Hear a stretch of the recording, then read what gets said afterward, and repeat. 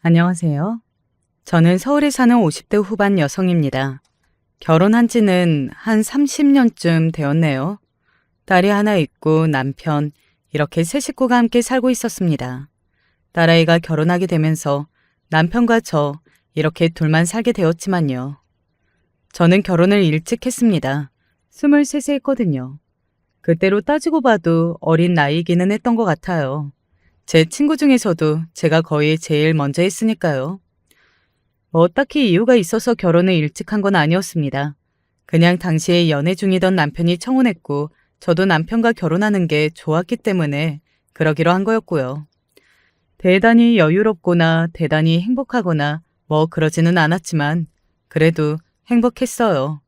좋아하는 사람과 가정을 이루고 소소한 기쁨들을 찾아가는 그 소박한 삶 자체가 저에게는 행복이었습니다. 남들은 뭐 많이 가지고 많이 누리고 그래야 행복하다고들 하지만 저는 그렇지는 않았거든요. 하지만 그런 저와 제 남편에게도 걱정이 아예 없는 건 아니었습니다. 오랫동안 아이가 생기지 않았거든요. 일찍 결혼한 덕분에 늦은 나이는 아니었지만 그래도 딱히 피임하지도 않은데 5년째 아이가 들어서지 않은 건 아무래도 걱정이 될 수밖에 없었어요. 당시에는 그런 문제로 병원에 가거나 하는 게 보편적인 일은 아니었기 때문에 병원에 가거나 하지는 않았지만 여차하면 그럴 생각을 하고 있던 중이었습니다. 아이가 들어서는데 좋다는 한약도 먹어보고 임신을 많이 했다는 사람 속옷을 가져와서 입어도 보고 그런 미신적인 것들을 참 많이 했던 것 같아요. 그러면서 마음고생도 깊어졌고요. 딸아이는 그런 와중에 생긴 아이였습니다. 당연히 저희 부부에게는 그 무엇보다 소중할 수밖에 없었고요. 그래서 애지중지 키웠습니다. 뭐 남들은 애를 그렇게 애지중지 싸고 돌면서 키우면 버릇없이 큰다고들 하던데 저희 딸아이는 전혀 그렇지 않았어요. 태어나기를 성품이 좋고 바르게 태어나서 그런지 부모가 잘해주면 잘 해줄수록 더더욱 감사함을 느끼고 본인이 열심히 잘 살아야겠다고 생각했습니다. 그러면서 단 한 번도 큰 소리를 내어본 적이 없었던 것 같아요. 딸아이를 키우면서 말입니다. 뭐든지 혼자서 척척 잘하는 아이였습니다. 어디를 가나 예의가 참 바르다는 칭찬만 들었고 언제 어디서나 바르게 행동했고 말이죠. 게다가 공부까지 잘했어요. 아이고, 아연이 엄마는 대체 무슨 복이야? 애가 이쁘지, 착하지, 게다가 저렇게 공부도 잘하지. 우리 딸내미 보다가 아연이 보면 한숨만 퍽퍽 나온다니까.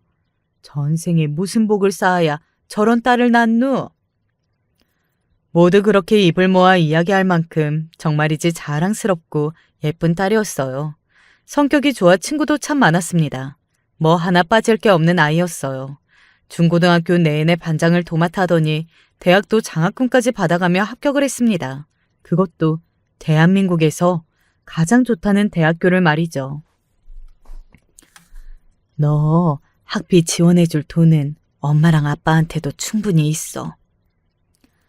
이왕이면 받을 수 있으면 좋잖아. 내가 능력이 없는 것도 아니고. 우리 딸만큼 효녀가 세상 천지에 어디 또 있을지 모르겠다. 다 엄마랑 아빠가 잘 키워줘서 내가 잘 자란 거지. 정말 사이가 좋았어요. 휴일이면 팔짱을 끼고 쇼핑도 하러 다니고 또 남편과 딸아이는 둘이 함께 여행을 다녀올 만큼 가족들끼리 사이가 참 좋았습니다. 아빠랑 딸이랑 둘이서 여행을 다니는 거, 그거 쉽지 않은 거 아시는 분들은 아시잖아요. 대학을 우수한 성적으로 졸업하고 남들이 다들 부러워할 만한 회사에 바로 취직하고 뭐 하나 거릴 낄 것이 없었어요. 딸아이가 어렸을 때는 그래도 하나 더 낳을 수 있으면 하나 더 낳는 게 좋지 않을까 하는 생각을 종종 하고는 했었는데 딸아이가 자라면서 저희 부부에게 행복과 기쁨만을 주니 어느 순간 그런 생각도 하지 않았었거든요. 그리고 27쯤 되던 해 남자 하나를 집으로 데리고 왔습니다. 결혼을 하겠다면서 말이죠. 겉으로 보기에는 상당히 괜찮아 보이는 남자였어요. 아연이를 그 누구보다 행복하게 해줄 자신이 있습니다. 하하하하, 말뿐인 거 아니지? 그럼요. 제가 아연이를 얼마나 많이 사랑하는데요. 실제로 처음 인사를 왔을 때 사위가 딸아이를 바라보는 눈에는 정말 사랑이 뚝뚝 흘렀거든요. 저희 부부는 그 눈을 보고 믿었던 것 같아요. 아, 저 남자아이가 우리 딸을 정말이지 많이 사랑하는구나 하고 말이죠. 사실 하나 걸리는 게 있기는 했습니다. 사별했다고? 음, 결혼을 조금 일찍 했는데 병으로 사별을 했어. 사위가 결혼을 이미 한 번 한 사람이라는 것과 사별을 했다는 것이었어요. 어린 나이에 결혼해서 1년을 채 못 살고 병으로 아내를 잃었다고 말이죠. 그리고 여태 그 아내를 잊지 못한 채 살다가 저희 딸아이를 만나게 된 거라고 말입니다. 그때 당시에 사위의 나이가 딸보다 5살이 많았거든요. 그러면 딸이 해준 이야기대로라면 사별한 후 거의 10년을 혼자 산 거였습니다. 그 전 부인을 잊지 못한 채로 말이죠. 그런 남자에게 딸아이를 보내는 게 찝찝한 마음이 안 드는 건 아니었어요. 죽은 사람 그림자는 절대 지울 수 없다고들 하잖아. 우리 딸이 첫 번째가 되어야 하는 건데. 그렇긴 하지만 반대로 생각해보면 그 긴 세월을 전부인 하나만 생각하고 살아왔을 만큼 지고지순한 남자였다는 거잖아. 요즘 세상에 그런 남자 잘 없어. 그리고 그런 남자가 또 선택한 거면 정말 많이 사랑한다는 말 아니야? 에휴, 그건 또 그렇긴 한데. 그리고 조건이 전부는 아니지만 조건도 굉장히 좋다며. 집안도 잘 살고 본인도 인류대 나와서 지금 직장도 좋고 사실 그거 하나만 빼면 거의 완벽한 사윗감이지. 정말 그 부분 하나만 빼고 보면 완벽해 보이기는 했어요. 인물도 출중했고 집안도 잘 살았고 또 공부도 잘했고 지금 다니는 직장도 좋은 곳이었고 말입니다. 게다가 친구들의 말처럼 요즘 세상에 여자 하나를 지고지순하게 바라보고 생각하는 사람이 드물다는 것도 동의했고요. 그래서 사별했다는 그 부분이 마음에 걸리기는 했지만 오래 고민하지 않고 허락해 주었던 것 같아요. 그리고 당시에 저는 제 선택이 옳았다고 확신했습니다. 사위의 어머니, 그러니까 저에게는 안 싸돈 되는 사람이 연락이 와서 만났었거든요. 귀하신 딸, 저희에게 보내주신다는 결정해 주셨다고 들었습니다. 감사합니다. 아휴, 지들이 좋다고 결혼하겠다는데 부모가 반대할 게 있나요? 그래도 사별한 게 흠이라면 흠인데. 아휴, 그게 어떻게 흠인가요? 본인이 잘못한 것도 아닌데. 그렇게 생각하고 말씀해 주시니 제가 몸둘 바를 모르겠네요. 제가 아연이에게 정말 잘하겠습니다. 감사합니다. 그렇게 말하며 제 손을 잡고 눈물을 흘리는 안사돈을 보고 있으니 그간 마음고생을 참 많이 했구나 하는 생각과 부모의 그 어떤 동질감 같은 게 느껴져서 저도 울었던 것 같아요. 그리고 정말 좋은 시부모님이 생기는구나 하는 생각도 했습니다. 저렇게 좋으신 분들이라면 가서 고생하는 일은 절대 없겠구나 했어요. 그리고 결혼식을 준비하는 내내 그랬습니다. 혼수나 예단도 우리가 알아서 해라. 결혼식도 며느리가 알아서. 그러면서 또 집은 좋은 집으로 해주겠다고 하더군요. 생각할수록 너 아연이 시집 잘 보내는 것 같아. 나도 그렇게 생각해. 그 집 어른들이 참 좋더라. 그리고 그 집에서도 자기 아들이 그런 약점이 있다고 생각하니까 아연이를 더 떠받들여 주는 것 같고. 사실 그것 빼고 조건만 보면 그 집이 훨씬 좋기는 하잖아. 친구의 말이 사실이기는 했어요. 적어도 겉으로 보이는 부분에서는 그랬습니다. 사위 아버지, 그러니까 바깥 사돈 되시는 분도 대기업에서 임원까지 하다가 정년을 맞이하신 분이라고 했고 안사돈도 고등학교에서 교감 선생님까지 하셨던 분이라고 했거든요. 그리고 사위에게는 누나가 하나 있었는데 미국에서 변호사를 하고 있다고 했고요. 그렇게 약점 아닌 약점 하나 있는 집으로 보내는 것도 나쁘지는 않은 것 같아. 그게 그 집안의 문제가 아니라면 말이야. 이렇게 알아서 척척 다 잘해주는 걸 보니까. 의도한 건 아니었고 처음에는 고민과 갈등이 많았던 부분이었지만 결과적으로 좋은 것 같다는 생각을 저도 하지 않은 건 아니었습니다. 물론 일어나지 않았으면 좋았을 일이었지만 그런 생각이 드는 건 어쩔 수 없더군요. 아연이 평생 아끼면서 행복하게 잘 살겠습니다. 그래, 자네만 믿네. 결혼을 얼마 앞두지 않은 날 너무 감사하다며 양손에 바리바리 선물을 챙겨 들고 와서는 남편과 술도 한잔하고 갔어요. 남편도 그날 마음을 완전히 열었습니다. 우리 딸아이는 사람 보는 눈도 참 좋은 것 같다고 말이죠. 그렇게 딸아이를 결혼시켰어요. 식장은 손님들로 바글바글했습니다. 시댁 어르신들이 전직 대기업 임원의 교감까지 한 선생님이어서 그런지 굉장히 손님들이 많았어요. 그리고 가끔 저에게 인사를 해오는 사람들도 있었습니다. 신부 어머님 되시죠? 네. 제가 초면에 이런 말하기 그렇지만 시집 정말로 잘 보내는 거예요.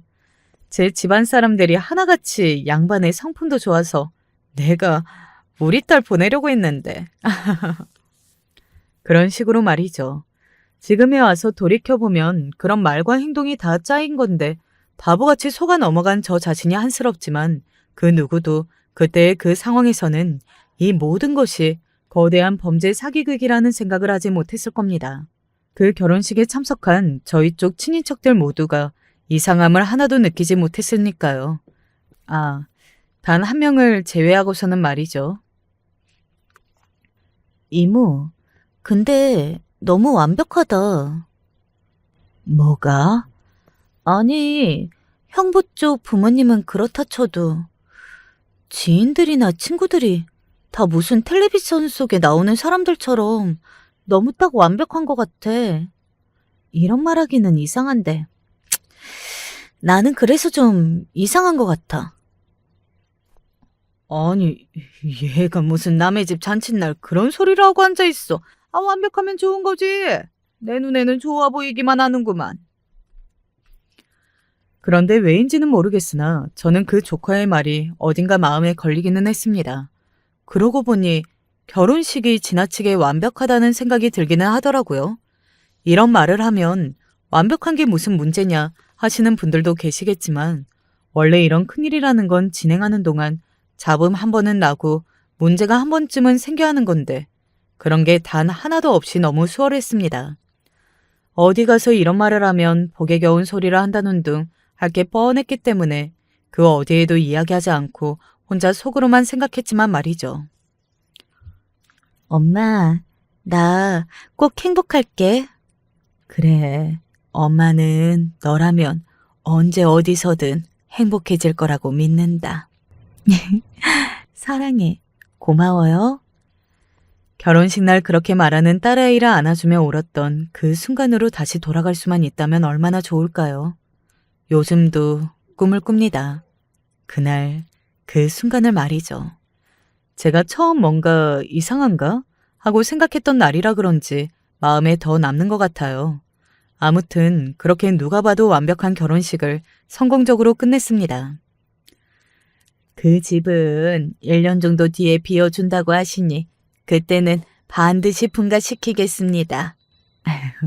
네, 저한테 그렇게 확인 안 시켜주셔도 당연히 그러실 거라 믿습니다. 저희 사정을 이렇게 다 이해해 주시고 저희가 복이 참 많나 봅니다. 그거야 저희도 마찬가지지요. 이게 무슨 소리냐면 제가 앞서 이야기했다시피 딸아이의 시댁에서 집까지 해줬다고 했잖아요. 그런데 그 집이 지금은 전세 계약이 1년이 남아서 지금 세입자가 나가고 나면 그때 들여보내기로 한 거였거든요. 그리고 그동안에는 시댁에서 1년 정도 함께 사는 걸로 말이죠. 정말 괜찮겠어? 집에 가봤잖아. 집도 넓고 그리고 나는 일을 하니까 사실상 그렇게 많이 부딪힐 일은 없을 것 같아. 그리고 부딪힌다고 해서 나한테 뭐라고 하실 분들도 아니고. 그리고 딸아이도 누군가와 부딪히거나 하는 성격도 아니었고 말이죠. 만나보니 좋으신 분들 같아서 그냥 그것도 별 생각 없이 넘겼습니다. 다 그들의 큰 그림이었는데 바보같이 그걸 모르고 말입니다. 신혼여행을 다녀오고 신혼생활을 만끽하는 딸아이는 제가 옆에서 봐도 행복해 보였습니다. 정말 많이 그래 보였어요. 매일매일 너무 행복한 듯 반짝거리는 얼굴을 보면서 저도 덩달아 행복해졌던 것 같아요. 그리고 정말 시집을 잘 보냈구나 하는 생각이 들었습니다.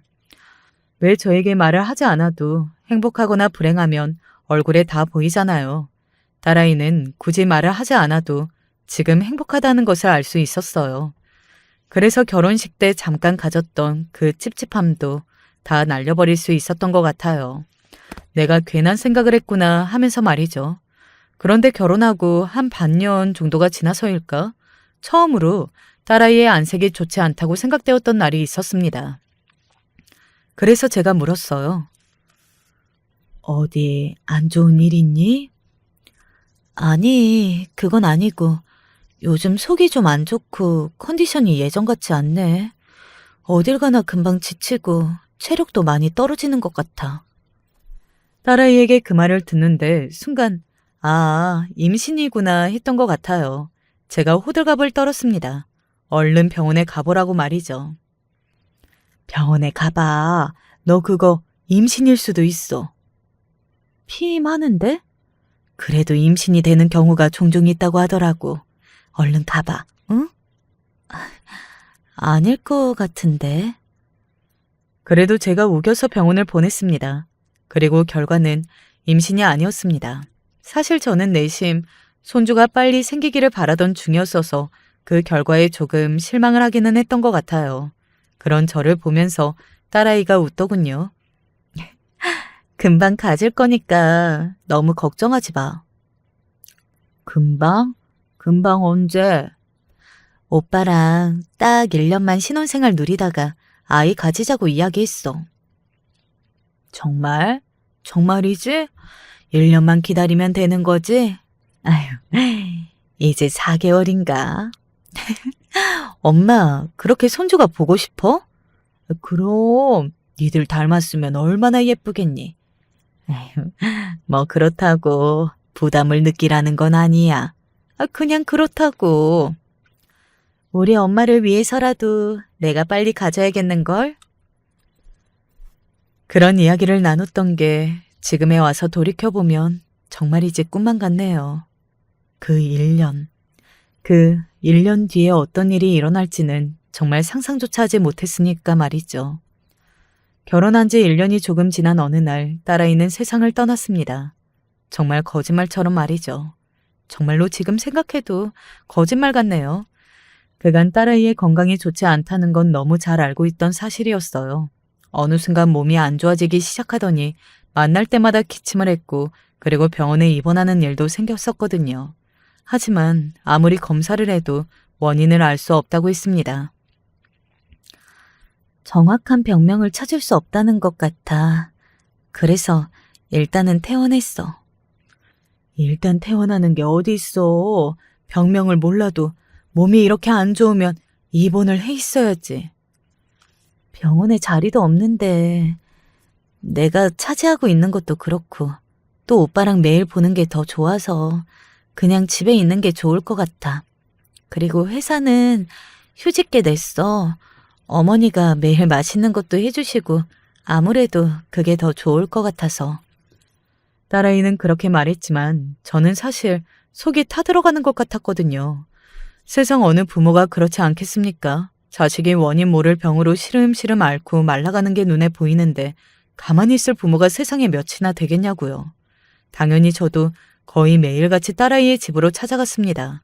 눈치가 보이고 뭐 그런 것도 없었어요. 자식이 아픈데 당연히 그러실 수 있는 거죠. 저는 정말로 괜찮습니다. 안사돈이 그렇게 이야기해주기도 했고 말이죠. 하지만 모두의 간호와 바람을 하늘은 마치 비웃기라도 하듯 어느 날 갑자기 딸아이는 세상을 떠났습니다. 그 전화를 받던 그 순간을 저는 아직도 잊을 수가 없어요. 그리고 아마 평생 잊지 못하겠죠.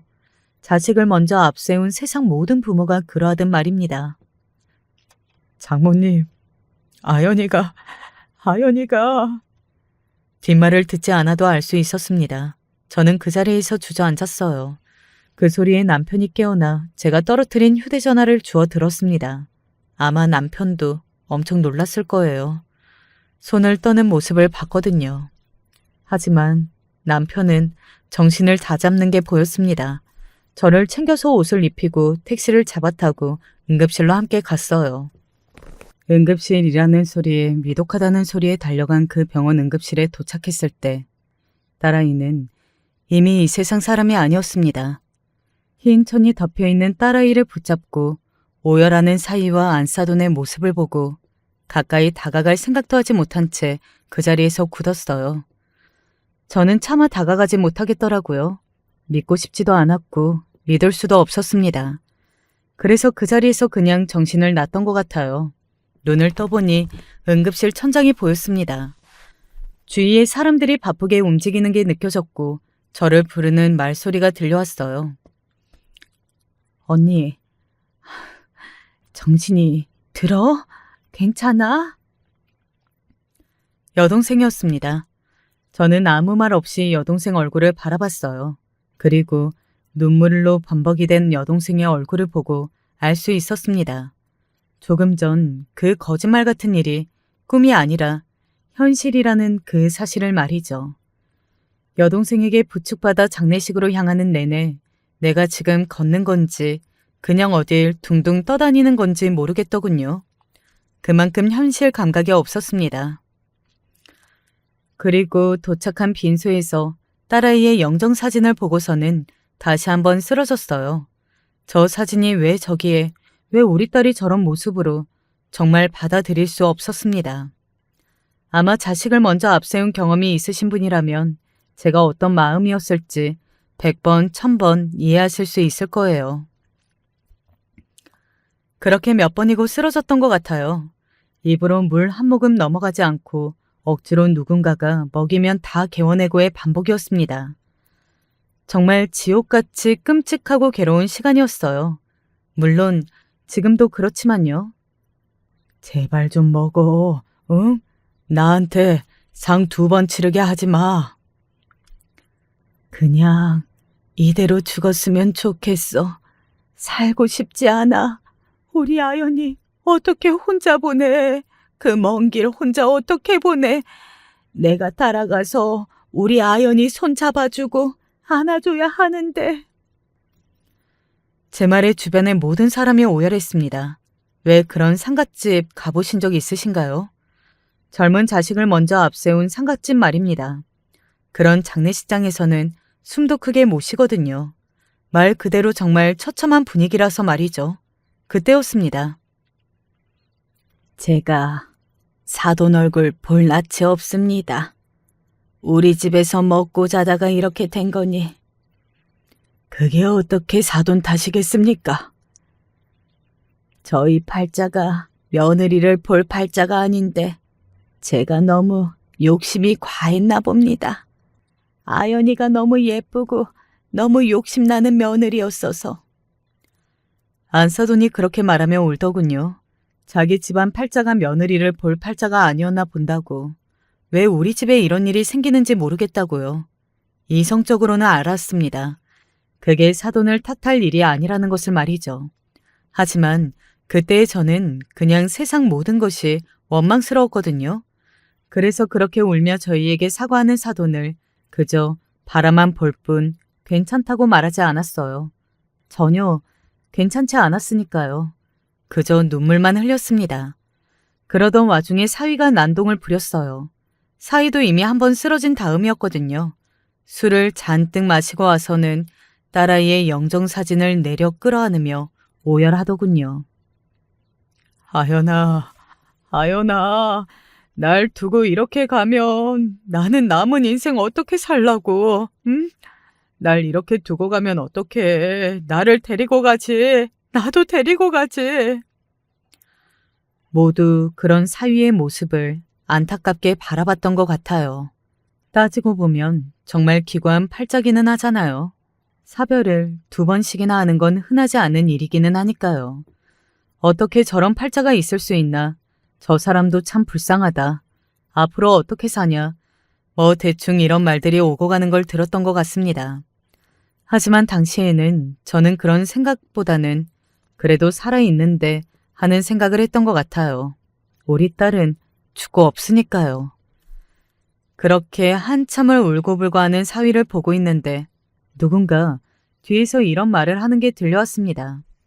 그 말이 왜 그렇게 잘 들렸는지는 모를 일이에요.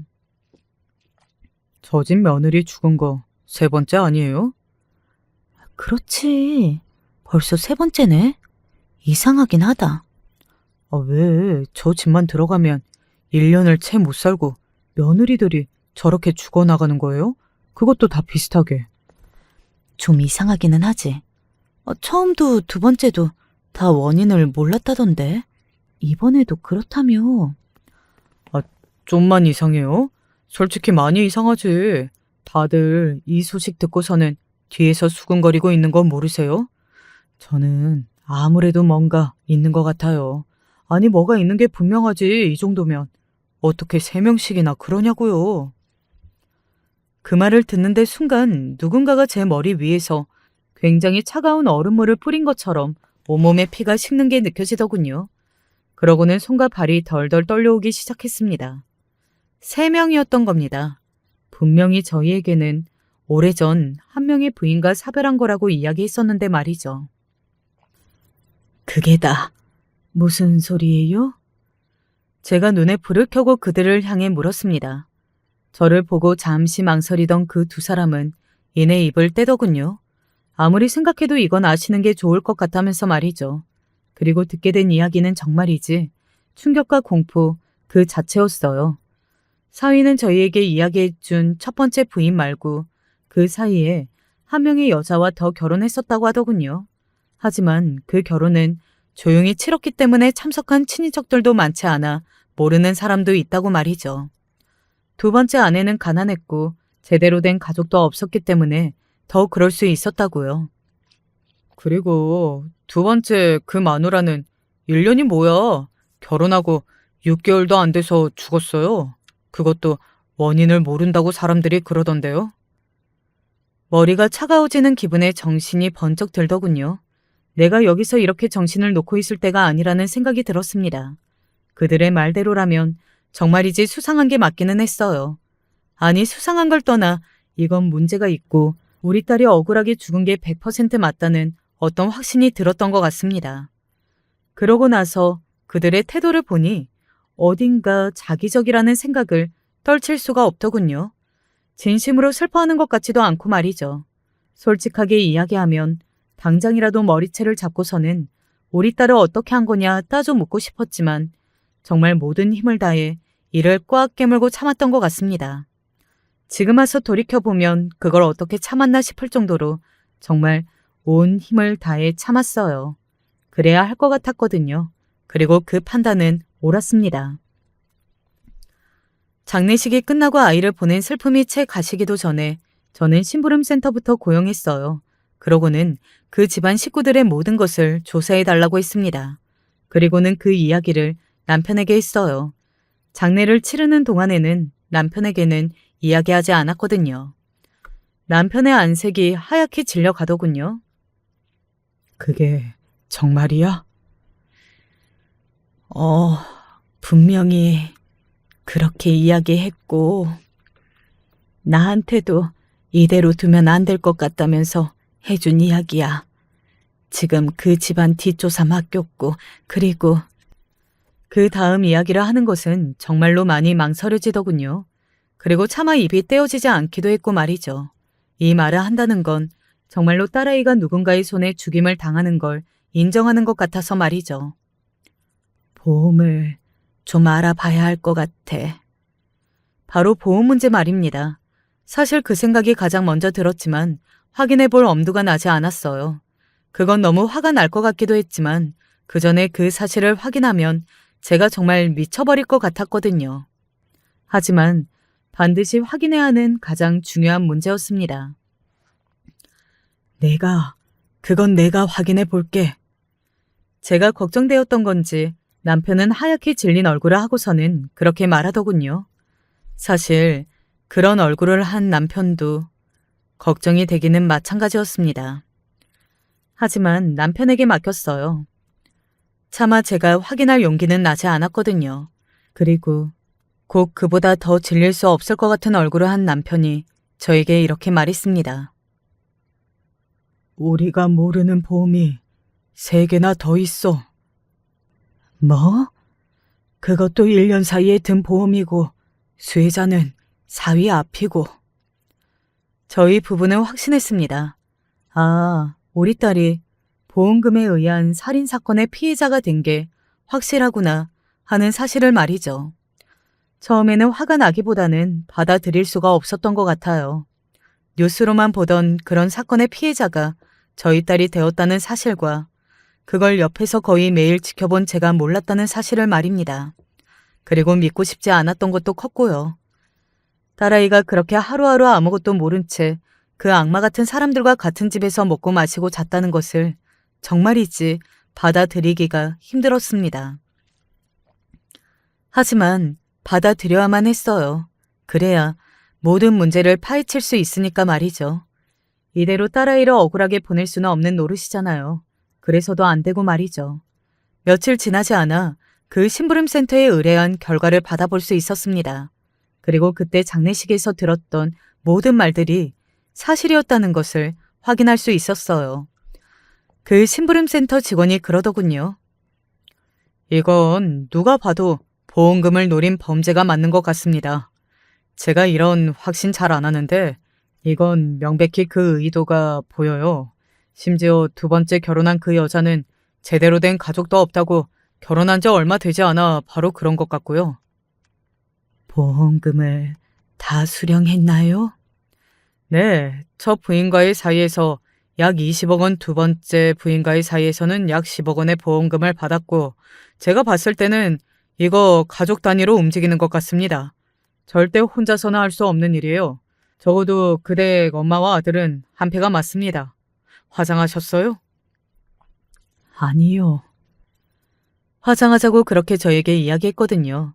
아연이가 좋아하는 곳에 뿌려주고 싶다나 뭐라나요? 남편도 그러자고 했는데 제가 들어 누워가며 반대했었습니다. 아마 장례식장에서 그 꺼림직한 이야기를 듣지 않았었다면 그들이 뜻한 대로 화장을 했을 거고 그러면 나중에라도 증거로 내놓을 게 없었을 테죠. 지금 와서 돌이켜보면 그때 화장을 하지 못하게 제가 들이누운 게 정말 잘한 행동이었던 것 같다는 생각만 드네요. 받아온 자료에는 보험을 어느 시기에 들었는지 그리고 그전 부인들은 어떤 증상으로 죽었는지 그런 것들이 상세하게 담겨 있었습니다. 그리고 결정적으로 저희에게 거짓말을 한 게 더 있더군요. 바로 그 집안 식구들이 가지고 있는 재산과 직업들이었습니다. 대기업 임원이었다가 정년퇴직했다는 것도 거짓말이었고 또 교사였다는 것도 거짓말이고 그 새끼도 학력이랑 지금 다니는 회사 다 거짓말이야. 지금 사는 집도 자기들 거 아니고 월세고 그 전셋집도 다 거짓말이라고. 미국에서 변호사를 하고 있다는 딸도 사실은 없는 사람이었고 말입니다. 뭐 하나 진짜인 게 없더군요. 그제야 결혼식 날 조카가 모든 게 완벽하리 마치 꾸며낸 것 같다고 했던 말이 왜 그랬던 건지 알 수 있었습니다. 다 거짓말이었으니까요. 그러니 그런 느낌을 받은 사람이 있을 수밖에요. 저는 일단 모든 자료를 가지고 보험회사에 전화를 했습니다. 그들이 보험금을 받는 것부터 막아야겠다는 생각이 들었거든요. 그리고 이런 답변을 들을 수 있었어요.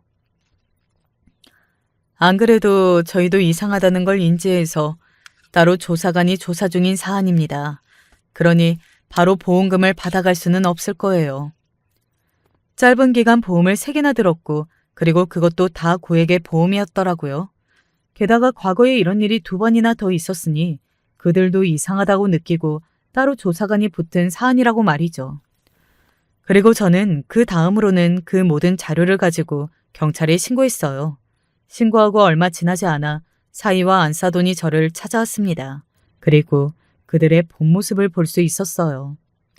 여태 봐왔던 모습과는 전혀 다른 모습이었습니다. 아마도 그 모습이 그들의 진짜 모습이었겠죠. 경찰이 우리 가족을 조사 중이라는데 혹시 사돈이 신고하셨어요? 무슨 신고요? 제가 모르는 척을 했습니다. 그랬더니 본인들이 알아서 술술 이야기하더군요. 아마도 제 발이 저린 탓이었겠죠. 그게 아니면 경찰이 왜 저희를 찾아와서 며느리가 어떻게 죽었는지 정황 조사를 들어가냐고요. 누가 신고를 하지 않고서야.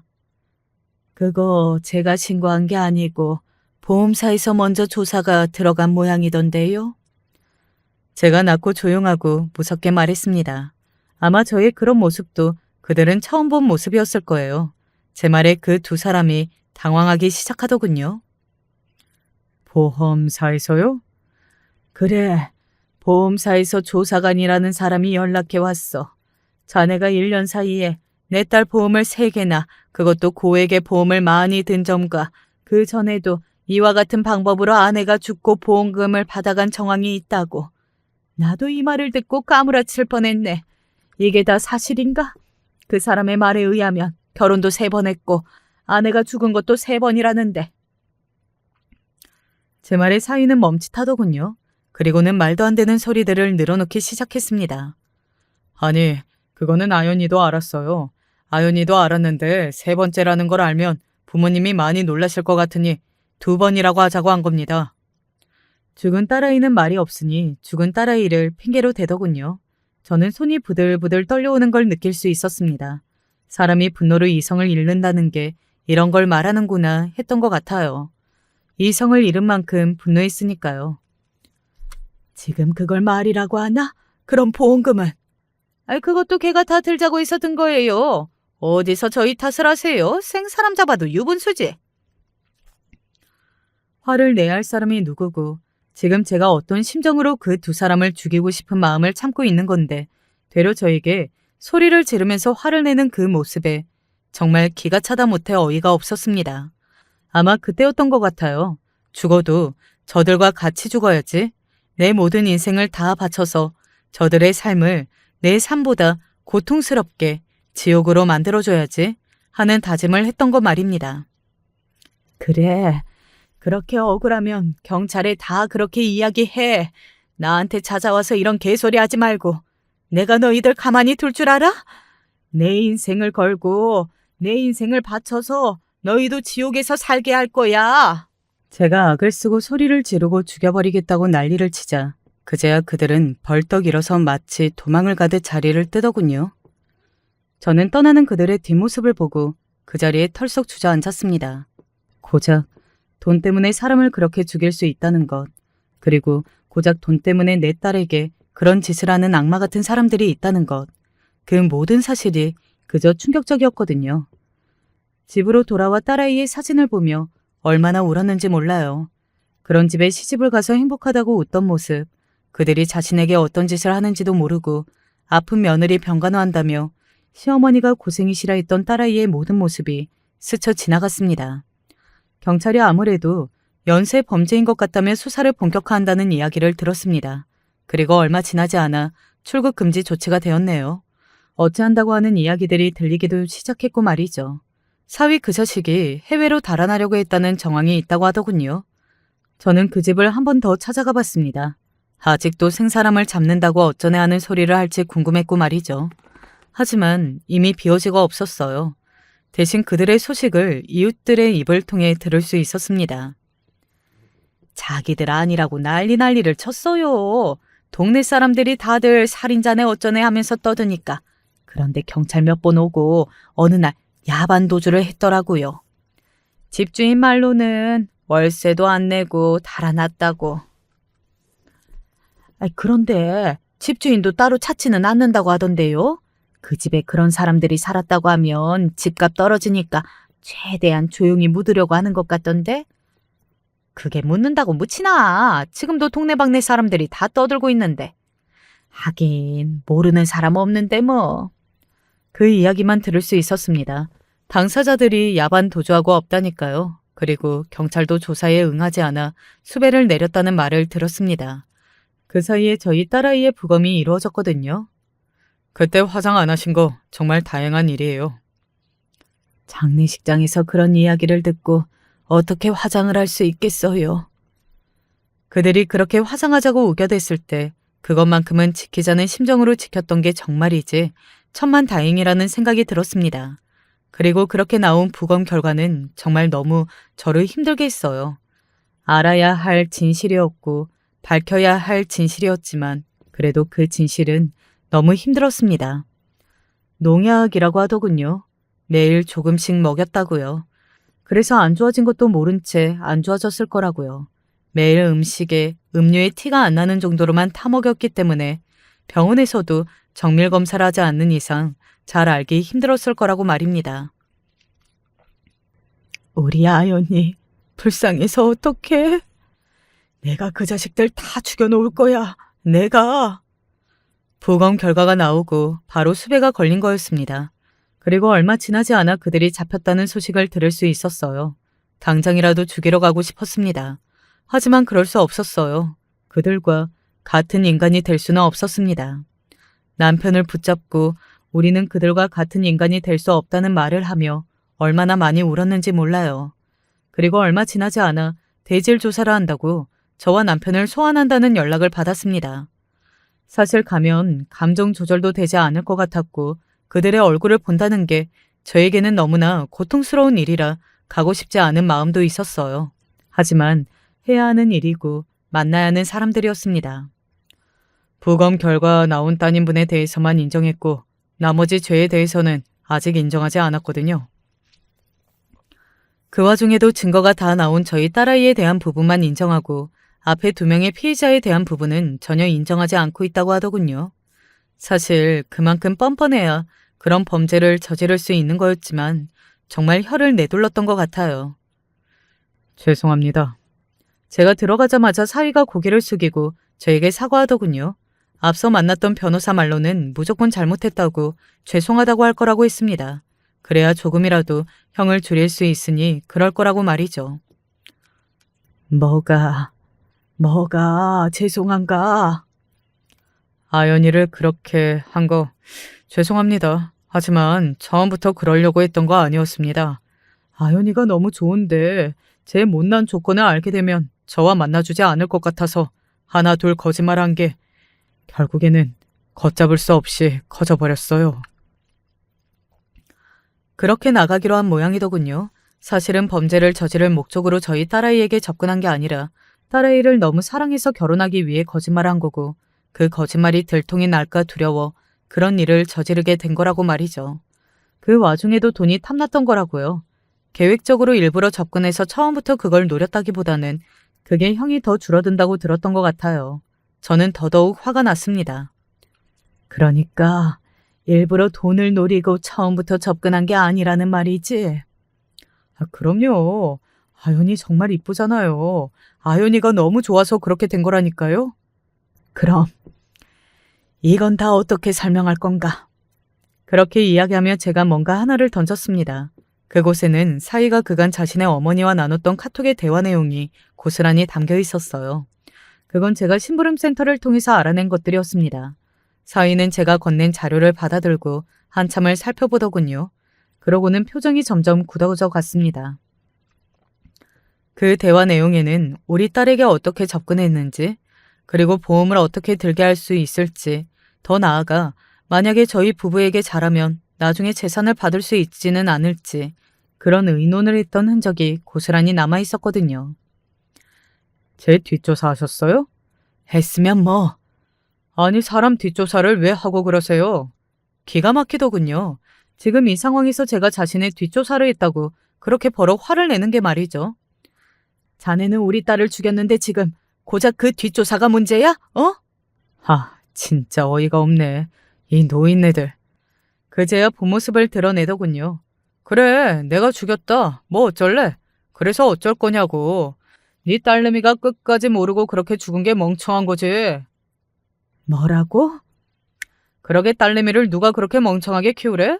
이래도 허허실실 저래도 허허실실 내가 하는 말이 다 거짓말이라고는 꿈에도 생각 못하는 그런 멍청이로 키운 당신들이 잘못한 건 생각 안 해?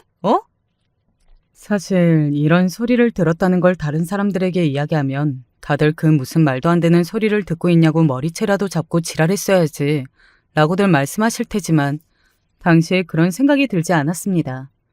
아, 내가 정말 아이를 너무 순진하게만 키웠나? 내 잘못도 있나? 이런 자책감이 드는 걸 막을 도리가 없었어요. 저는 그대로 주저앉아 울었습니다. 그리고 그날 조사가 중단이 되었어요. 뭐 이미 사위의 입에서 들은 말은 다 들었고 완전히 인정을 한 거나 다름없었기 때문에 더 이상 저희 부부가 그들과 만나서 대질 조사를 할 일은 없었습니다. 하지만 저는 한동안 굉장히 좋지 않았어요. 날마다 자괴감과 싸우며 죽고 싶은 마음을 견뎌내야만 했습니다. 하루에도 12번씩 딸아이를 따라가고 싶은 마음이 들었어요. 그러던 어느 날이었습니다. 엄마, 아연아, 너 어디 갔었어? 엄마가 얼마나 보고 싶었는지 알아? 사람들이 다 너 죽었다고 하는데 엄마는 네가 이렇게 돌아올 줄 알았어. 엄마는 내 목까지, 아니 그보다 더 오래오래 살다가 와야지. 어? 그게 무슨 소리야? 나는 엄마 딸로 태어나서 너무 행복했어. 그리고 지금도 그렇고 다시 태어나도 엄마 딸 할 거니까 엄마는 내 목까지 더 행복하게 살다가 나중에, 아주 나중에 다시 만나. 알겠지? 지금 오면 내가 절대 안 만나줄 거니까. 그 말을 마지막으로 잠에서 깼어요. 아연아. 그리고 알았습니다. 꿈이었다는 걸 말이죠. 그렇게 가고 나서 단 한 번도 꿈에라도 나타나주지 않았던 딸이었어요. 그런데 진심으로 죽고 싶다고 생각할 쯤에 딸아이가 꿈에 나타나 준 겁니다. 엄마 그러지 말라고. 엄마는 내 목까지 오래오래 살다가 나중에 다시 엄마와 딸로 만나자고 말이죠. 그날 그 새벽에 얼마나 울었는지 몰라요. 딸아이가 그렇게 갔던 그날보다 더 많이 울었습니다. 놀란 남편이 왜 그러냐고 100번은 더 물을 정도로 말이죠. 그리고 그 다음 날부터 저는 조금씩 달라지기 시작했습니다. 물론 하루아침에 괜찮아진 건 절대 아니었어요. 그럴 수 있는 일도 아니었고 말이죠. 하지만 그런데도 살아야겠다는 의지가 조금씩 생겼던 것 같아요. 나중에 먼 훗날 딸아이를 다시 만나게 되었을 때 그래도 엄마 열심히 살았다고, 다시 우리가 만날 날을 생각하며 최선을 다했다고 꼭 그렇게 이야기해주고 싶어서 말이죠. 그래서 지금 열심히 살고 있습니다. 최선을 다해 말이죠. 딸아이와 함께 가고 싶었던 여행지도 가보고 또 딸아이가 좋아했던 식당에도 다니고 딸아이가 사놓고 차마 다 읽지 못한 책들을 읽으면서 말입니다. 그렇게 살다 보니 어느 날 이런 소식도 들려오더군요. 그 집 식구들 소식 들은 건 없지? 일부러 안 들었지. 그래도 이건 알고 있어야 할 것 같아서 그 전에 2건의 사건에 대해서도 다 유죄 판결 받았대. 그래? 우리 딸 전에 있었던 2건의 사건에 대해서도 최종적으로 유죄 판결을 받았다더군요. 경찰분들이 고생을 많이 하셨다고 들었습니다. 끝까지 부인했지만 결국에는 증거를 찾아서 밝혀냈다고요. 첫 결혼에서는 시작부터 그랬던 건 아니었다고 하더군요. 결혼하고 빚더미에 앉게 되었는데 그런데 어느 날 주변에서 아내의 사망보험금을 받는 지인을 보고 그런 계획을 처음 세우게 되었다고요. 그 이후로 그 돈으로 먹고 살다가 2번째 결혼부터는 그 보험금을 위해 처음부터 계획하고 했던 거라고요. 그게 그들이 사는 방법이었다고 말입니다. 물론 아직도 증오스럽고 죽이고 싶습니다. 왜 아니겠어요.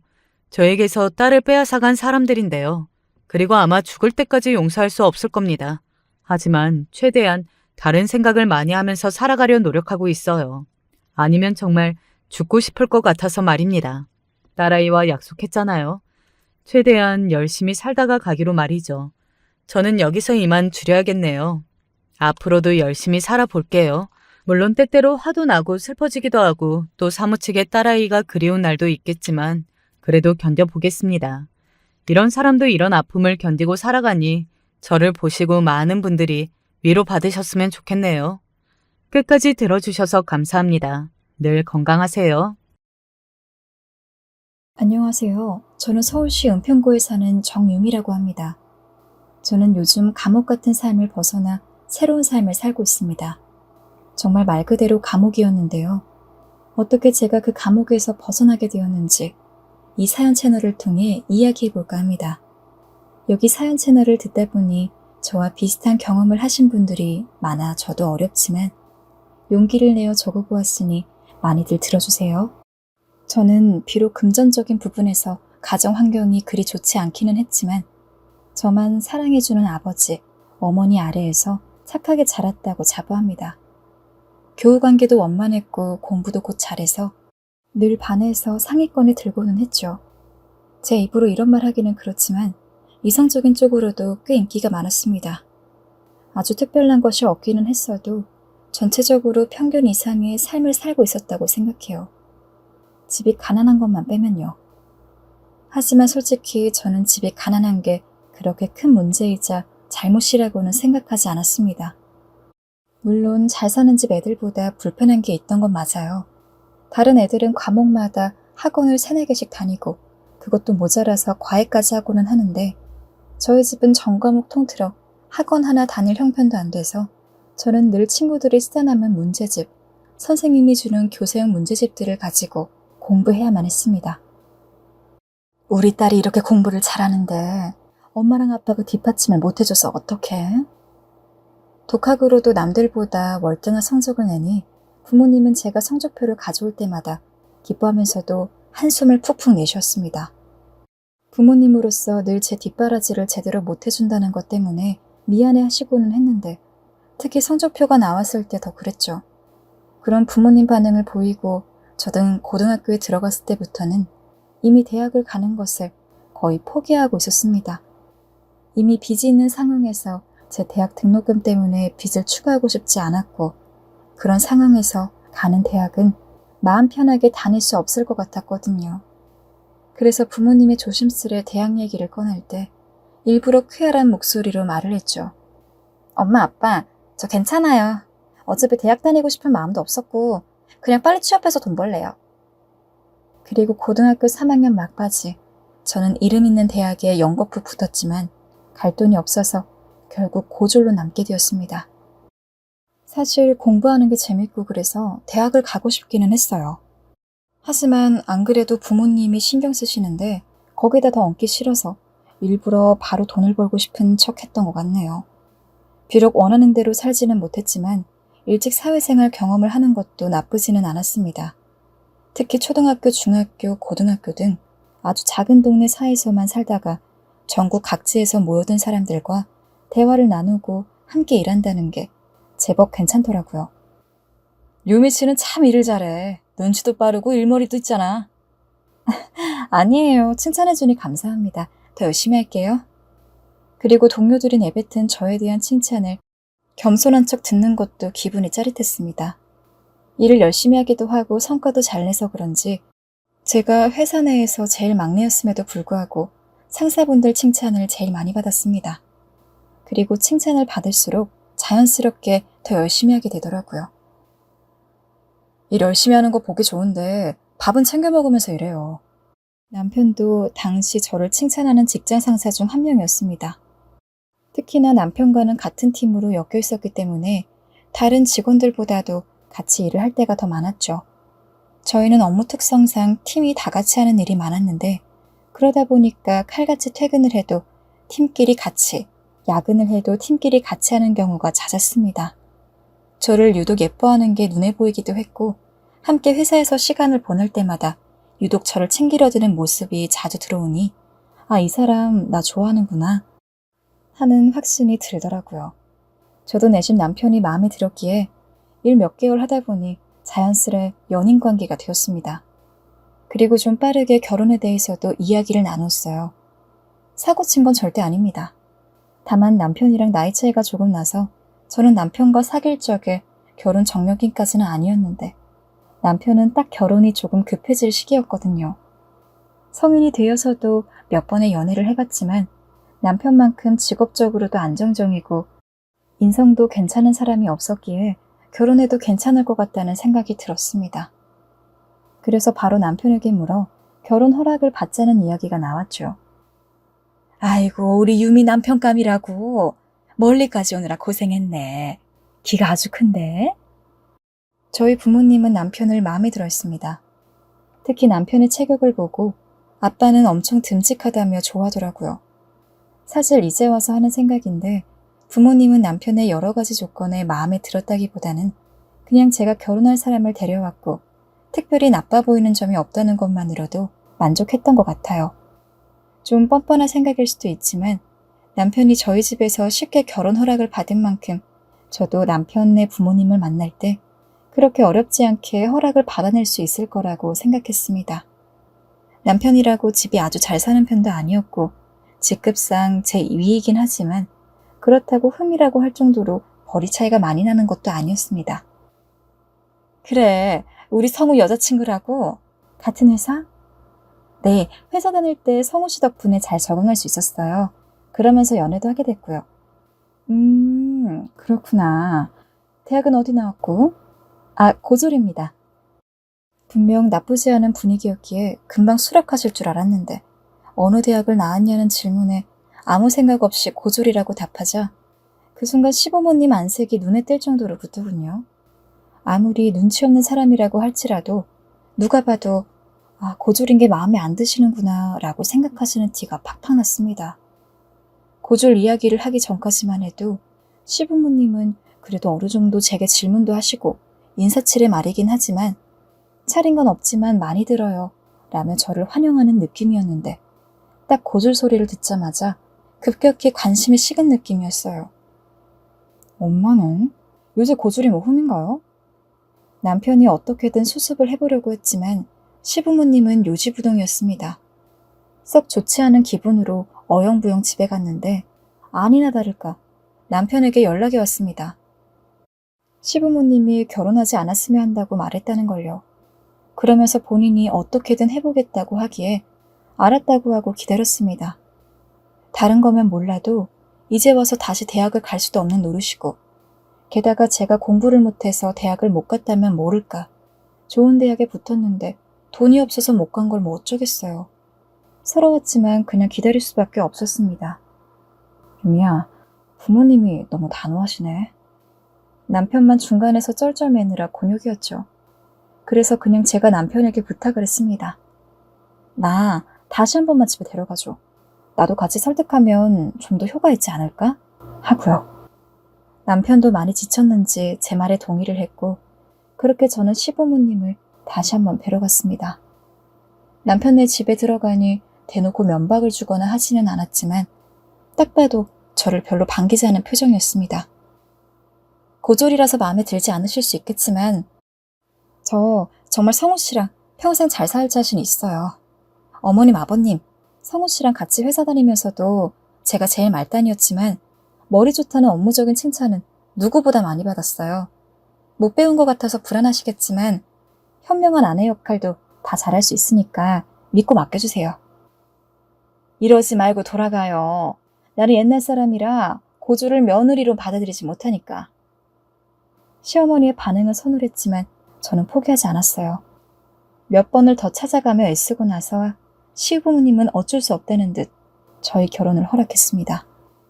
그리고 조건도 덧붙였죠. 바로 본인들과 같이 살아야 한다는 것이었습니다. 같이요? 원래 우리 집은 장남이 부모님을 모시고 사는 거라 너랑 결혼한다고 해도 우리랑 여기서 같이 살아야 한다. 그게 싫으면 이 결혼은 절대 허락 못해. 워낙 시집살이 이야기를 많이 들었기에 시부모님과 살고 싶었던 것은 아니었습니다. 하지만 그걸 감안한다 하더라도 남편과 결혼을 하기를 원했으니 저는 알겠다고 했어요. 기껏 살아봤자 1, 2년 정도고 그 이후에는 어떻게든 남편을 꼬셔서 분가할 생각이기도 했죠. 그런 계획을 세우고 난 후 저희는 본격적으로 결혼 준비를 시작했고 결혼식이 끝나고 짧은 신혼여행도 다녀온 뒤 저는 시댁에서 결혼 생활을 시작했습니다. 하지만 첫날부터 시부모님은 도저히 며느리 대접이라고는 전혀 모르는 듯이 무슨 시종 부리는 것처럼 저를 써먹었죠. 어떻게 신혼여행 가느라 싼 캐리어 풀 시간도 안 주고 다녀왔으면 어서 밥이나 차려라 라며 부엌으로 내쫓을 수가 있습니까? 게다가 호칭이 말도 안 됐습니다. 다정하게 이름 불러주는 건 기대도 안 했어요. 그래도 하다못해 며느리라고는 불러야지. 매번 야야 이러면서 부르고는 집안일은 집안일대로 시키는데 진짜 내가 이러려고 결혼했나 하는 생각이 문득문득 스쳤습니다. 자존심이 센 편이기도 하고 솔직히 어떤 부분으로 봐도 시부모님 되는 사람들한테 이렇게 무시를 당할 이유가 없다고 생각해서 매일매일 너무 속상하고 서럽고 자존심도 상했습니다. 참은 이유가 있다면 오로지 남편 때문이었어요. 어쨌든 남편 부모님이 되는 사람이랑 싸우면 당연히 남편도 난처할 테니까요. 하지만 그런 생활이 몇 달 이상 지속되니 남편 생각해주다가는 제가 죽겠더라고요. 시부모님 행동만 보면 며느리가 아니라 그냥 노예가 들어온 것 같았어요. 새벽에 자고 있는데 갑자기 야, 얼른 일어나봐라 하면서 깨우길래 비몽사몽한 눈으로 무슨 일이냐고 물었더니 네 시애비가 출출하다는데 주전부리 좀 만들어 오너라 라며 꼭두 새벽도 안 된 시간부터 요리를 시키지를 않나. 세탁기를 돌려서 빨아도 되는 것들을 굳이 손빨래 시키면서 제가 어머니 이거 세탁기 돌려도 되는 빨랫감이에요 라고 하면 게으르다더니 그러면서 무슨 현명한 아내가 되겠다며 짓거렸냐면서 온갖 타박을 다 주는 게 일상이었습니다. 여보, 어머님이랑 아버님이 나 미워하나? 도저히 안 되겠어서 퇴근한 남편 붙잡고 은근히 저런 식으로 말을 꺼내기도 했습니다. 이 정도 참았으면 남편이 좀 중간에서 잘 대처해주기를 바랐죠. 하지만 남편은 이 상황에 대해서 별 생각이 없더라고요. 본인 부모님 말투가 원래 그렇다며 너무 신경 쓰지 말라는 말이었습니다. 한마디로 제가 오해한다는 거였죠. 그때까지만 해도 그냥 알겠다면서 참았습니다. 시부모님이 저를 부려먹는 행동은 매일 도가 지나칠 정도였지만 원래 시댁살이가 다 이런 거지 하고 혼자 위로하며 그렇게 견뎠어요. 대신 남편한테 은근히 우리 1년 정도만 시부모님이랑 같이 살다가 분가하면 안 될까? 라며 둘이서만 신혼집을 차릴 것을 권했습니다. 근데 남편은 그것마저도 제 편을 안 들더라고요. 원래 결혼할 때 우리 엄마 아빠랑 같이 사는 게 조건이었잖아. 아마 허락 안 하실걸? 그래도 그렇지. 솔직히 시부모님이랑 산다고 해도 어떻게 평생 같이 살아? 당신은 반대로 내 친정 부모님이랑 평생 살면서 두 번 보살피고 지낼 수 있어? 어떻게 그거랑 비교해. 장모님이랑 장인어른이랑은 아예 함께 살 일이 없잖아. 같은 거지. 당신은 회사만 다녀오면 집에서 쉴 수 있지만 나는 회사를 가는 날이든 안 가는 날이든 매일 어머님이랑 아버님이 시키는 집안일 때문에 쉴 새도 없어. 1, 2년 정도야 그냥 당신 부모님한테 효도한다고 치고 견디지만 솔직히 평생은 말 안 되는 거 알잖아. 결국 그 문제로도 남편과 몇 번 싸웠습니다. 솔직히 제 입장에서는 시부모님이 남편은 그런 잡다한 일을 안 시키고 몸 편하게 냅두니까 자기 일이 아니라고 생각해서 굳이 분가하고 싶어 하지 않다는 생각이 들었어요. 시부모님도 힘들게 하는 판에 남편까지 제 편에 서줄 생각을 안 하니 저도 여러모로 막막하더라고요. 그나마 분가는 남편 말대로 결혼 전부터 약속을 한 것이기 때문에 일단은 제가 포기했습니다. 그렇지만 매일같이 무슨 동네 개 부르듯이 야야거리는 건 더 못 들어주겠더라고요. 알겠어. 분가는 일단 내가 참을게. 근데 적어도 어머님이랑 아버님한테 제대로 된 며느리 대접은 받고 싶어. 며느리 대접? 무슨 소리야? 당신 알아? 어머님이랑 아버님이 나 부를 때마다 야야거리는 거. 다정하게 유미야하는 건 기대도 안 해. 근데 최소한 며느라가라고 해주거나 나를 존중해주는 호칭으로 불러주실 수 있는 거 아니야? 그게 왜 화를 낼 거랴? 엄마랑 아빠가 당신한테 그렇게 말하는 건 당연한 거 아니야? 딸까지 생각하시니까 그런 거지. 그리고 말했잖아. 우리 부모님 말투 원래 그렇다고. 가까이 생각할수록 그러는 거니까 이런 거 가지고 뭐라고 하지 마. 당신 너무 유난스러운 것 같다. 뭐라고? 내가 유난스럽다고? 당신 나 어떻게 사는지 모르지? 나 이 집 집안일 하느라 허리가 휘고 뼈가 삭을 것 같아. 어머니 손빨래 안 해도 되는 것까지 손빨래 시키고 종부리듯이 당연하게 이것저것 시켜먹는다고. 저번에 당신 나한테 왜 새벽에 일어났냐 했지? 당신 아버지 주전부리 만들어 오라길래 그거 만드느라 비몽사몽한 정신이 일어난 거야. 이게 말이 돼? 내가 시집을 온 거야? 파출부를 하러 온 거야? 난 정말 모르겠어. 남편 말을 듣다가 지금껏 겪은 서름이 한 번에 폭발한 것 같아요. 저는 그날 남편에게 다다다 쏘아붙였고 남편과 한바탕 싸우고 말았죠.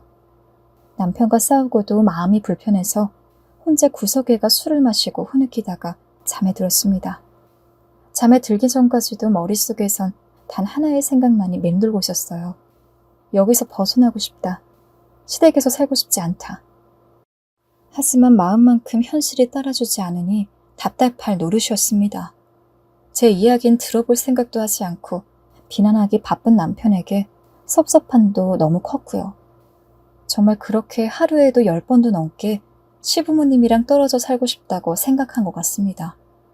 저는 부모님이랑 살 때도 그렇게 막대먹은 취급을 받아본 적이 없었는데 사랑해서 결혼한 남편의 부모님에게 그런 취급을 받으니 마음 같아서는 온 동네방네 소문이 나도록 소리라도 지르고 싶었어요. 가끔은 부모님한테 전화해서 투정이라도 부릴까 싶었지만 엄마랑 아빠도 제가 시댁에서 이런 대접받고 있는 걸 알면 저보다 더 속상해 하실 테니까 가끔 친구를 만나서 속 이야기를 털어놓는 정도로 하루하루를 버텨나갔습니다. 그러니 제가 아무 말도 안 하고 꾹 참는 게 더 만만히 대해도 된다는 뜻처럼 보였는지 어느 날부터 시아버지도 시어머니도 제가 아주 작은 실수라도 하면 갑자기 저희 집안을 들먹였습니다. 이 정도 요리 하나 못해서 뭐해 먹고 살 거니? 너희 집에서는 이딴 식으로 가르치디? 너희 집이란 말에 심장이 덜컹했어요. 그래도 그동안은 눈물은 안 흘리고 혼자 화를 삭히는 정도였는데 그런 식으로 부모님을 언급하니까 울음이 절로 나더라고요. 시부모님 앞에서 울었다가는 또 그거로 트집 잡히면서 한 소리 들을까봐 앞에서는 그냥 잘못했다고 수그리고 혼자 방에 들어가서 울고 그랬습니다. 그쯤 되니 이제는 부모님한테라도 털어놓아야겠더라고요. 엄마, 나 집에 가도 돼?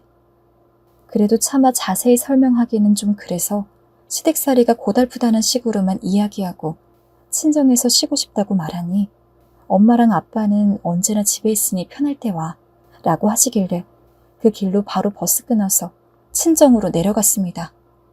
시댁 식구 허락은 받고 싶지도 않아서 그냥 친정에서 급히 부른다는 말만 하고는 바로 가봐야 한다고 하고 대충 짐 싸서 나왔어요. 우리 딸 왜 이렇게 야유었어? 시댁살이가 그렇게 힘들어? 명절 때 말고는 도저히 친정에 갈 시간이 안 나서 그런 명절을 마지막으로 부모님 얼굴을 못 봤었는데 이렇게 오랜만에 보니 감옥에서 풀려난 것처럼 기분이 너무 좋았어요. 이런저런 핑계를 대면서 거의 일주일은 친정집에 있었던 것 같아요. 저 좋아하는 맛있는 것들만 잔뜩 먹고 엄마랑 아빠랑 팔짱 끼고 집 근처 카페 가서 커피도 마시고 마음 같아서는 계속 친정집에 있고 싶었는데 시간이 어찌 그리 빠른지 시댁에 있을 때는 1시간이 1년 같았는데 친정집에서 마음 편히 푹 쉬니까 하루가 1분 같더라고요. 그런데 시댁에 돌아오니 일이 터졌더라고요. 시어머니의 표정이 무척 싸늘했고 손에는 붕대가 감겨 있었습니다. 제가 왜 그러냐 물으니 시어머니 말없이 저를 한껏 노려보셨습니다. 시아버지는 옆에서 헛기침을 하며 자리를 피하셨고요. 마치 시한폭탄이라도 곧 터질 것 같은 분위기였습니다. 저는 당황스러운 마음에 두 손을 모았고 시어머니는 그제야 입을 떼셨습니다. 너는 4일만 있다 온다 하지 않았니? 일주일이나 있다면 어쩌자는 거야? 여기 집안일은 다 내팽개치고 친정에서 놀다 오면 그뿐이니? 어쩜 이리 책임감이 없는 거야? 내가 분명히 그러지 않았니? 시어머니 모시면서 제일 중요한 건 책임감이라고. 시댁 일이 네 일이고 네 일이 시댁 일이라고. 넌 네 시부모를 대체 뭐로 알길래 내 말을 이리 귓등으로 흘리는 거니? 어머니, 저 어머니께 전화로 일주일 있다 온다고 말씀드렸잖아요. 어머니도 허락하셨고요. 그걸 고지고대로 듣니? 사돈이 옆에 계시는데 내가 그럼 안 된다고 하겠어? 이 붕대 좀 봐라. 네가 친정 갔다 온 사이에 내가 손빨래 한다고 화장실 들어갔다가 엎어져서 이렇게 된 거다. 뼈에 금이 갔다는데 이걸 어떻게 할 거니? 늙으면 뼈도 안 붙는 거 몰라? 시어머니가 뼈에 금까지 갔다고 하니 저는 할 말이 없었습니다. 목구멍에선 수백 마디가 튀어나려 했지만 그저 죄인처럼 고개를 떨구어 했죠. 시어머니는 그 이후론 저를 더 심하게 대하셨습니다. 양념간이 안 뱄잖아. 다시 해와라. 찌개가 왜 이리 짜니? 소금을 들이부은 게야? 검은색 옷에 왜 흰물이 든 거야? 너 손빨래 안 했니? 다시 하겠습니다, 어머님. 제가 할 수 있는 답은 오로지 알겠다는 말뿐이었습니다. 시어머니 손목에 감히 금까지 가게 만든 며느리가 시어머니의 말에 꼬투리까지 잡을 순 없는 노릇이었죠. 그래도 친정에 갔다 온 기억을 양분 삼아서 하루하루 시부모님 히스테리를 견디려 했습니다. 엄마의 품을 생각하며 아빠 목소리를 생각하며 버티려 했죠. 남편은 뭘 했냐고요? 남편은 그저 묵묵히 방관할 뿐이었습니다. 자기 회사 일 바쁘다고 제가 시어머니한테 그런 취급을 받는 걸 알면서도 그냥 참으라는 말만 하고 상황을 넘겨버렸죠. 하지만 어느 날 갑작스레 엄마에게서 걸려온 전화에 저는 다시 한번 급하게 친정집으로 내려갈 수밖에 없었어요. 너무나 충격적인 소식이었습니다. 유미야, 너네 아빠가 쓰러졌다. 사돈 어른한테 말씀드리고 얼른 집으로 올라와라. 아빠의 병명은 만성 신부전증이었습니다. 평소 밥 먹을 때마다 꼭 소주 한 병씩은 챙겨 드실 정도로 술을 좋아하셨는데 그것 때문에 신장 기능이 많이 안 좋아진 거였죠. 게다가 급작스레 수치가 너무 높아져서 중환자실에서 사경을 헤매는 상황이었습니다. 언제나 건강하고 다정하던 아빠가 정신도 못 차린 채 중환자실에 누워있는 것을 보니 너무 절망적이면서 면회 시간에 아빠 손을 붙잡고 혼자 엉엉 울었어요. 며칠 친정에 있는다고 해서 아빠가 낫는 것은 아니었지만 전 아빠 곁을 떠나지 못했습니다. 그렇게 아빠 곁에 있다가 저는 엄마의 성화에 다시 시댁으로 돌아갔습니다. 그리고 시댁에 도착하자마자 일이 벌어졌죠.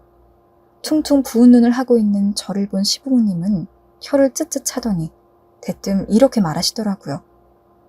그래, 너가 친정아버지 재산은 좀 있으시다냐? 대충 들어보니 그렇게까지 됐으면 거의 죽은 거나 진배 없다는데.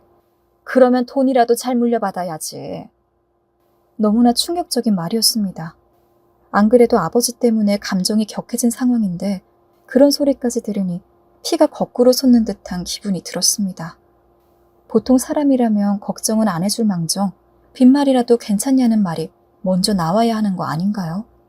안 그래도 아빠 걱정 때문에 더 있고 싶었던 거 시부모님이 얼른 올라오라며 난리를 부려서 어쩔 수 없이 다시 온 거였는데 얼굴 보자마자 그런 소리부터 하니 더는 이 집에서 못 살겠더라고요. 대꾸도 안 하고 방에 들어와 문을 쾅 닫은 뒤 남편을 불렀습니다. 남편을 부를 때까지도 심장이 쿵쾅거릴 정도로 너무 화가 많이 난 상태였지만 저는 최대한 차분하게 말하려 했습니다. 여보, 아까 당신 어머니랑 아버지가 뭐라고 했는지 알아? 우리 아빠 재산이 있냐면서 어차피 죽을 거 돈이라도 물려받으라고 그러더라. 하지만 이어지는 남편의 말이 더 가관이었습니다. 남편은 심드렁한 표정을 지으며 겨우 그것 때문에 자기를 불렀냐고 하더군요. 엄마가 말 좀 그렇게 할 수도 있지. 지금 당신 장인어른 때문에 당신 너무 예민한 거 아니야? 아니면 그냥 우리 엄마랑 아빠가 너한테 말 거는 거 자체가 싫은 거 아니야? 뭐라고? 당신 내 입장이라고 생각해봐.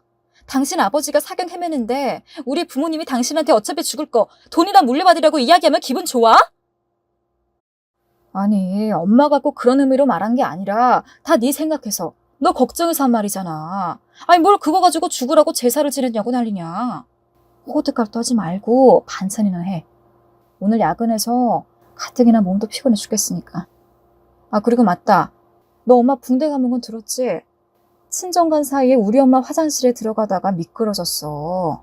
충격이 크셨는지 의식까지 잃고 쓰러졌다고. 집에 내가 없었으면 큰일이라도 났을 거야. 우리 아버진 지금 사경을 헤매.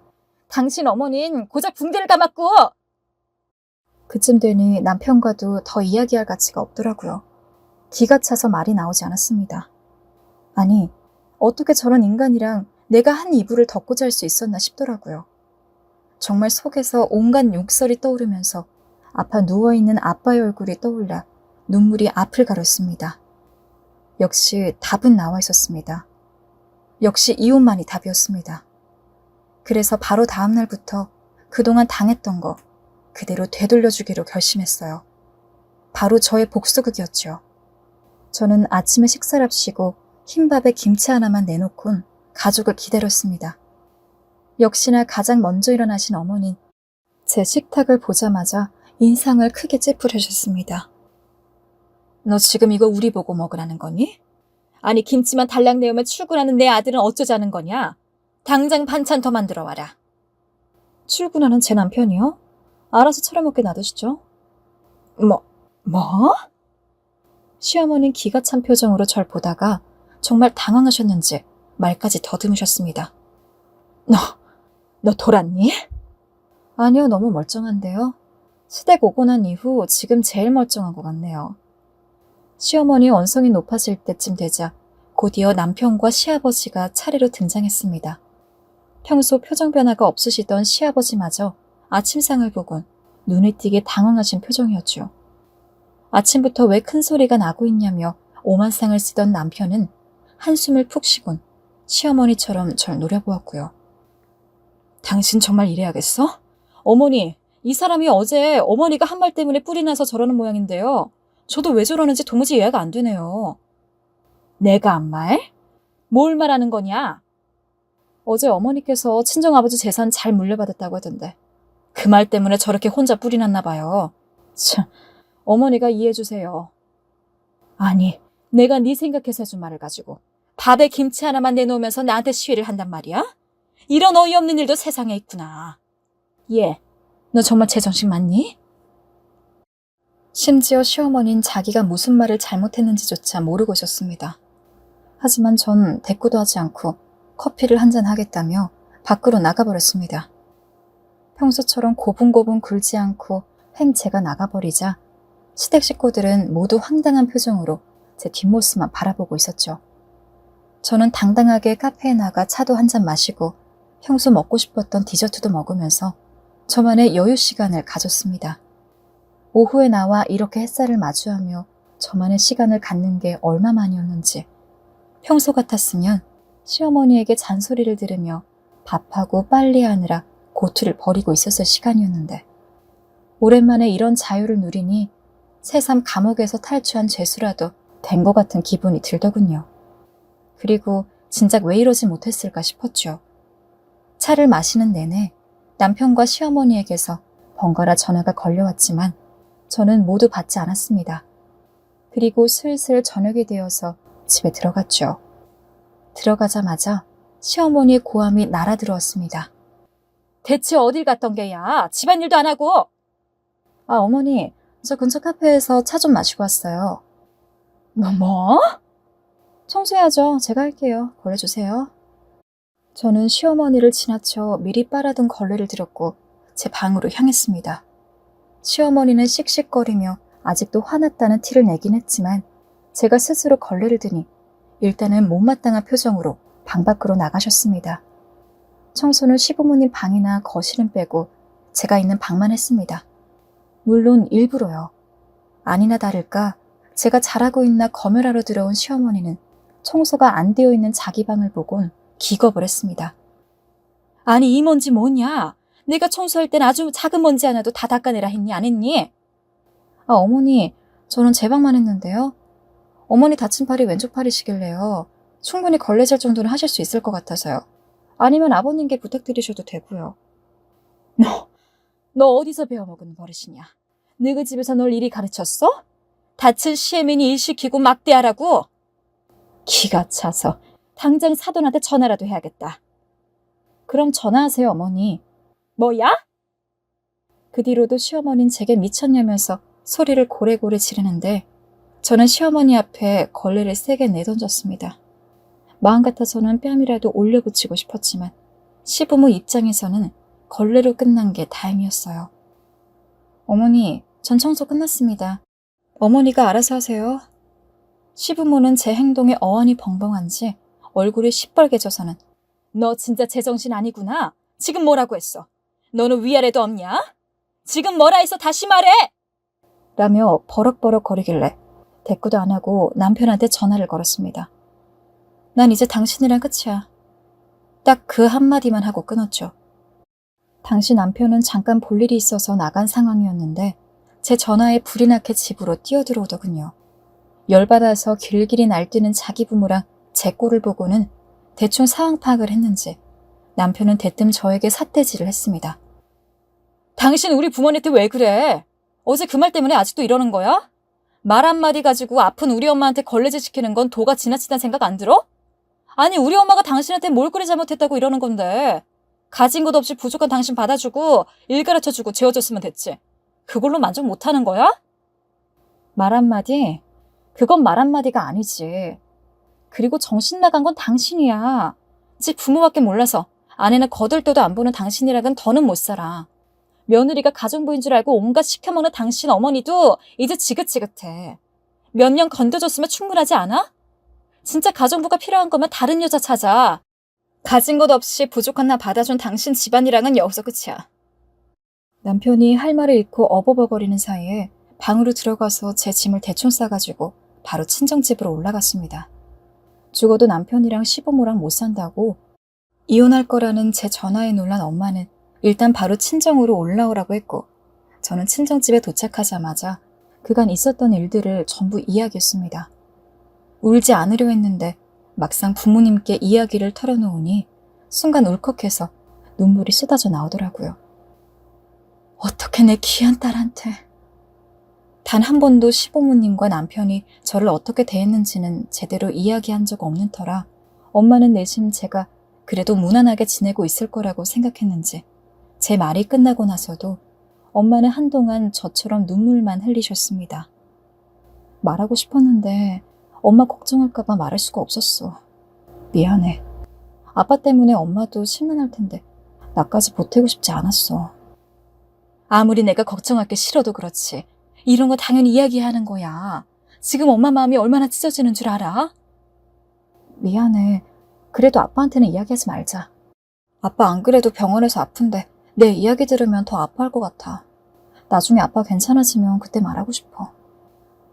아휴, 이 안쓰러운 거. 엄마는 저를 부둥켜 안았고 저는 오랜만에 엄마의 품에 안겨 끄끄대며 울었습니다. 한바탕 울고 나자 속도 좀 풀리고 마음도 가라앉는 느낌이 들어 그래도 정상적으로 생활을 해 나갈 수 있었네요. 특히 저희 엄마의 도움이 컸어요. 엄마는 제가 조금이라도 울적해 보일 때마다 어린 시절처럼 과일을 깎아다가 제 방에 놔주기도 하고 같이 산책을 하자며 뒷산으로 끌고 가기도 하고 예쁘다고 머리도 쓰다듬어 주시면서 사랑을 표현해 주셨어요. 엄마의 그런 보호 덕분인지 저는 조금씩 생기를 되찾았습니다. 늘 시댁에서 혼이 나고 구박받고 당하고만 살아서 늘 불안불안한 마음으로 살았는데 엄마 옆에 있으니까 이제 숨쉬고 살 것 같더라고요. 드디어 제 삶에도 숨구멍이란 게 생긴 기분이었습니다. 그런데 어느 날인가 반갑지 않은, 더 보고 싶지 않은 얼굴이 찾아왔습니다. 시어머니가 찾아온 겁니다. 놀라기도 했지만 일단 불쾌했습니다. 허나 여기까지 온 걸 보니 무슨 말을 할까 궁금해지더군요. 시어머니는 저희 엄마에게 미안한 표정을 지으며 인사를 한 후 제게 따로 이야기를 하자고 요청하셨습니다. 엄마는 원치 않으셨지만 시어머니가 간곡히 부탁하자 어쩔 수 없이 제 방으로 안내했죠. 시어머니는 침대에 걸터앉아 수정과로 목을 한 모금 축이신 후 멋대로 본인이 준비한 말을 하셨습니다. 야, 아가야. 그래, 내가 생각해보니 말이 심했어. 아무리 그래도 사돈이 아플 땐 그런 말을 하는 게 아닌데. 내가 말이 너무 간 것 같구나. 늦긴 했지만 그 일은 이제 넘어가면 안 되겠니? 가족끼리 이런저런 갈등 생길 수 있지만 다들 감사하고 가자니. 이번 일도 그리 넘어갔으면 하는구나. 네가 없으니 집안 꼴이 말이 아니다. 그렇다고 아픈 내가 집안을 돌볼 수도 없고. 가만히 들어보니 결국 다시 가정부가 필요하다는 말과 다름없었습니다. 편하게 부리기 쉬운 종이었으니 구슬려서 다시 데려다 놓고 일을 시킬 작정이었죠. 시어머니의 뻔히 보이는 수가 참 개탄스러울 지경이었습니다. 이번에야말로 더 단호하게 나갈 필요가 있겠더라고요. 아니요, 전 그럴 생각 없습니다. 제가 어머니 댁에서 나온 건 비단 그 말 때문에 아니었으니까요. 어머니 시집살이 못 견뎌서 나온 거예요. 얘야, 내가 무슨 시집살이를 시켰다 하니. 네 자유시간도 갖게 해줬고 때마다 먹고픈 것도 먹게 해줬지 않니. 그깟 손빨래 몇 개 시켰다고 화가 난 거야? 어머니께서 언제 저한테 자유시간을 주셨나요? 전 하루에도 상을 수십 번 차리고 부엌에서 발 떨 틈이 없어서 씻지도 못하고 잠들곤 했는데 그런 제가 무슨 자유시간 같은 호사를 누렸다고 하세요.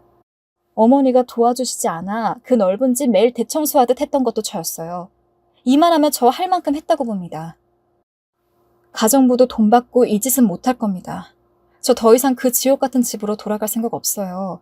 제가 발붙일 데 없어 평생을 가난하게 살아야 한다 하더라도 어머니 집으로 돌아가진 않을 거예요. 제 당돌한 말에 시어머니는 입술을 꾹 앙다물었습니다. 그러더니 중얼거리는 말이 남편 이야기였어요. 그래도 내 아들과 산정이 있는데. 아니요, 저 더 이상 그 사람에게 정 같은 거 남아있지 않아요. 질려버렸거든요. 이만 돌아가 주세요. 시어머니는 제게 몰아 쏘아붙이고 싶은 눈치였지만 밖에 저희 엄마가 있어서인지 더 말하지 못하고 이내 뒤돌아섰습니다. 그 뒤로 남편은 물론 시댁 식구들한테도 계속 전화가 걸려왔습니다. 특히 남편의 문자가 충격적이었어요. 처음에 남편은 제게 잘해줄 테니 돌아와라는 식으로 문자를 하더니 제가 답장이 없자 슬슬 본성이 드러나 점점 협박조로 말을 시작하더라고요. 엄마가 많이 아프다. 좋은 말로 할 때 와. 니네 친정 찾아간다. 네가 뭐라도 된다고 생각하는 거냐? 무슨 객기를 부리는 거야. 당장 집으로 돌아오라고. 다 때려 부셔버릴 거다. 나중엔 욕설 메시지까지 보내더라고요. 기가 막혔습니다. 이런 인간과 지금까지 살부비고 살았다니. 이 인간의 본성을 보니 둔기로 얻어맞은 것 같았죠. 저는 지고 싶지 않아 곧바로 남편에게 전화를 걸었고 제 할 말을 했습니다. 내 문자에 왜 답장 안 해? 정말 이혼이라도 할 거냐? 그러고 싶어? 당연한 얘기를 왜 지금 묻니? 이혼 합의 안 하면 소송 이혼으로 지저분하게 나갈 줄 알아. 소송 가면 내가 유리한 거 알지? 위자료 주기 싫으면 빨리 합의 이혼해. 합의 이혼이라는 말에 남편이 이를 바득바득 가는 소리가 여기까지 들렸지만 저는 소송까지 가면 제게 뭐가 유리한지 하나하나 설명했고 남편에게 뭐가 불리한지 이야기했죠. 그러자 남편은 말없이 전화를 끊었고 소송까지는 가기 싫은지 알겠다는 문자를 보내왔습니다. 완벽한 제 승리였어요. 그런데 참 사람 인연이라는 게 원래 지저분한가 봅니다. 남편은 뭐가 그리 억울하고 화가 나는지 이혼 서류를 앞에 두고서도 자기 부모님한테 사과라는 등 헛소리를 하더군요. 저 다행히 지금은 남편과 합의 이혼을 한 상태입니다. 가장 다행인 부분이 있다면 저희 둘 사이에 아이가 없다는 거겠죠. 아이가 있었다면 무척 이혼하기 힘들었을 텐데 그나마 그게 다행이라면 다행이네요. 엄마는 나중에 더 좋은 사람 올 거라면서 저를 위로해 주는데 시댁과 남편에게 상처받은 게 너무 커서 그런지 솔직히 또 결혼하고 싶지는 않아요. 제 이야기는 여기까지입니다. 사연을 쓰면서 느꼈지만 얼마 안 지난 일인데 이 모든 이야기가 꼭 옛날 일처럼 느껴졌어요. 그리고 정말로 시간이 더 흘러 정말 옛날 일이 되길 바랄 뿐입니다. 마지막으로 부탁드리고 싶은 게 있다면 비판보다 위로의 메시지를 주셨으면 좋겠습니다. 저 남자 잘못 만나 바보처럼 사는 거 인정합니다. 그래도 여러분의 따뜻한 위로를 받고 싶어 보내는 사연이에요. 다시 한번 정중히 부탁드립니다. 긴 글 읽어주셔서 감사합니다.